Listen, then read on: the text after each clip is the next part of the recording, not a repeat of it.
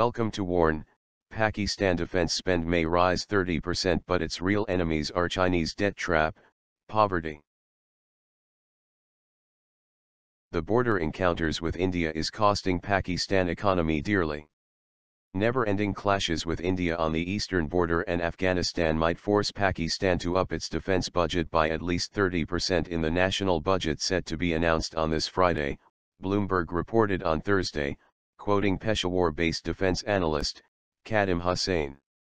In 2016-17, Pakistan had increased its defense budget to Rs 860 billion compared with Rs 3.6 trillion of India.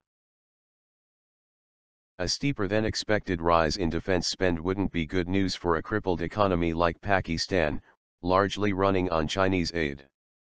If one compares the key economic and social parameters of Pakistan, it isn't difficult for one to understand why that country should put more money on the table to repair its debt-ridden economy, alleviate poverty and generate employment opportunities for its millions of youngsters entering the workforce every year, instead of engaging in a never-ending, politically motivated conflict with its mighty neighbor.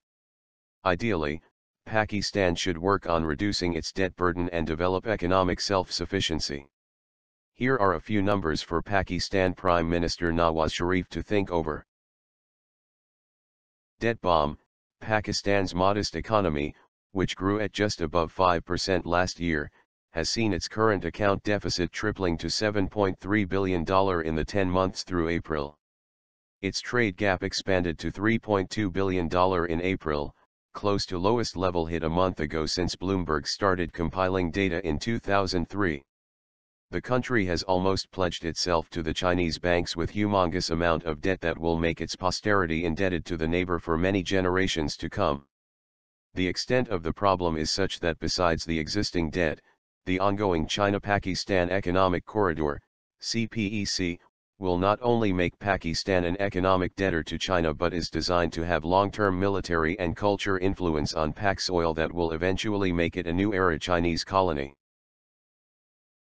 According to reports, China's investment in its ambitious economic corridor project in Pakistan has reached $62 billion, more than 34% from its initial investment of $46 billion. Besides this, China has promised additional investments to the tune of billions of dollars to Pakistan as part of the One Belt, One Road, OBOR, plan. Such high debt burden will push the already weak Pak economy into a deeper mess. It doesn't end there. The CPEC would cost Pakistan even more since it needs to offer and maintain the security cover to Chinese establishments being set up under the CPEC. OBOR yet again an expensive exercise for a poverty-ridden country. A long-term plan on CPEC accessed by Pakistani newspaper, The Dawn, China plans to deeply influence the Pakistan region with its power and culture, establishing a full system of monitoring and surveillance, built in cities from Peshawar to Karachi, with 24-hour video recordings on roads and busy marketplaces for law and order.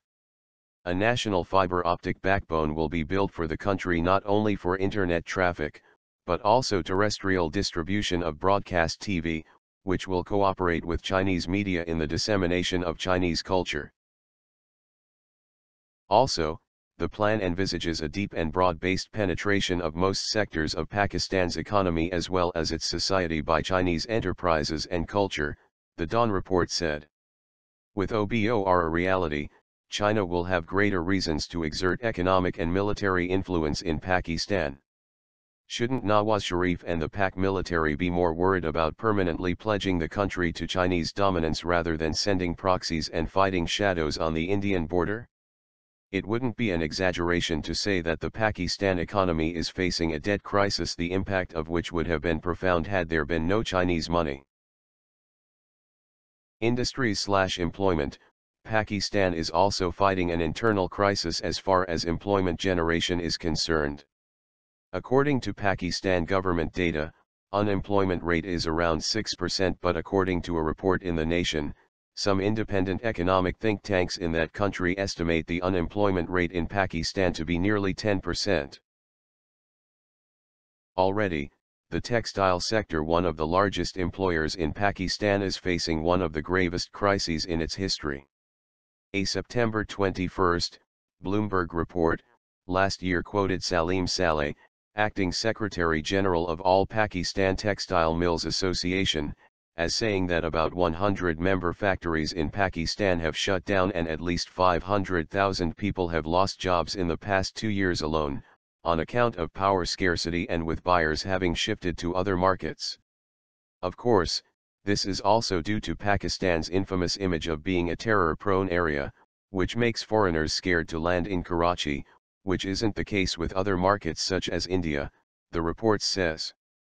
Shouldn't the Sharif government think of investing more in giving more jobs to the youth rather than beefing up the military?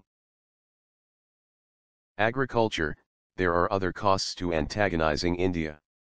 Agriculture, which constitutes an important link of Pakistan's economy, contributing 19.8% of that country's GDP and is the largest employer, 42.3% of the country's total labor force, too, isn't in good shape, especially with India threatening to revisit the Indus Waters Treaty, IWT. According to the 2015-16 Pakistan Economic Survey, the agriculture sector is a vital component of Pakistan's economy as it provides the raw materials to down-the-line industries and helps in poverty alleviation impact. Last year, the farm sector contracted by -0.19%, mainly due to decrease in production of cotton, rice and maize, the survey says. Escalation of tensions at the border can have its economic ramifications here, too. Why should Pakistan fear IWT? 3 rivers under the IWT Pact in the Nehruvian era, whose rights went to Pakistan: Indus, Chenab and Jhelum, are the life energy for the Indus region, which, according to various estimates, supports 90% of Pakistan's agriculture. It also provides water for that country for industries and residential complexes as well. A recent UN report has rightly warned that the China-Pakistan Economic Corridor, CPEC, traversing through Pak might create geopolitical tension in the region by igniting further tensions between India and Pakistan. Thanks for watching. I hope you like this news. Please share your views in comment box. Please like and share this video. Press subscribe button and bell for auto update to you regarding my channel World Action and Reaction News. Warn.